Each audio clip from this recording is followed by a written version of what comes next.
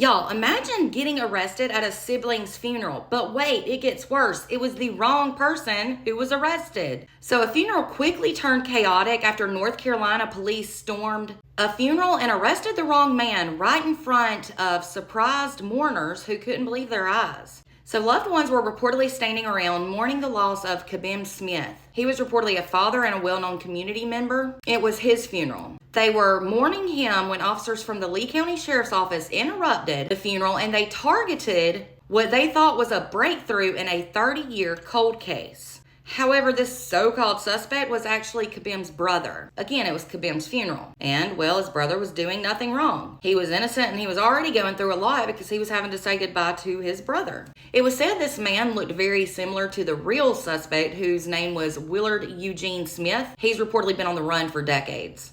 He is wanted in connection to the 1995 murder of Rodney Cotton. According to reports, the Lee County deputies acted on a tip that the wanted suspect might appear at the funeral with the name of Willard Partridge. Willard Partridge was listed in the obituary as being one of Kabim's brothers, one of his surviving brothers, as I already said. It was said that this then caused unruly outrage by the family members, and I mean, I get that, rightfully so. It was said as officers tried to get the supposed suspect into the back of their vehicle, pissed off family members surrounded the deputies, yelling and cussing. They were expressing confusion and they were even threatening to sue their department. Then a large number of people surrounded the deputies' cars to try and block them in. They then started banging on the hoods and rocking the cars with the deputies inside of them. I mean, it was crazy. They then even used their own vehicles to try and block the exit for the authorities. However, despite all this chaos, this man, this grieving brother, had absolutely no connection to this decades-old murder.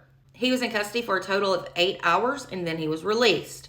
And of course, he had no charges filed against him because he wasn't guilty of anything. The local sheriff named Brian Estes has since defended the arrest of this innocent man and that they felt obligated to act on what they thought was a solid lead. He said the timing wasn't ideal, no, but it was urgent. The sheriff's office said they are now reviewing protocols to ensure this kind of incident never happens again. But for the Smith family, the damage is done. They said what was meant to be a sacred and solemn moment of farewell for their loved one was then violently interrupted by an aggressive and unjustified action carried out by the Lee County Sheriff's Office. The family also claimed that the sheriff's office threatened most of the family members. Said they had drawn weapons and tear gas. That's excessive. They said it was excessive use of force against unarmed mourners, and that will leave them with lasting trauma. And I get where they're coming from. Authorities have since reportedly offered a $10,000 reward for any information that leads them to the real suspect. I smell a lawsuit, do y'all? Were the authorities right or wrong in your opinion? I feel like they could have done this in a better manner and more professionally, like after the funeral instead of right smack dab in the middle of it. Let me know your thoughts in the comments, and for more content, be sure to follow and subscribe over on YouTube.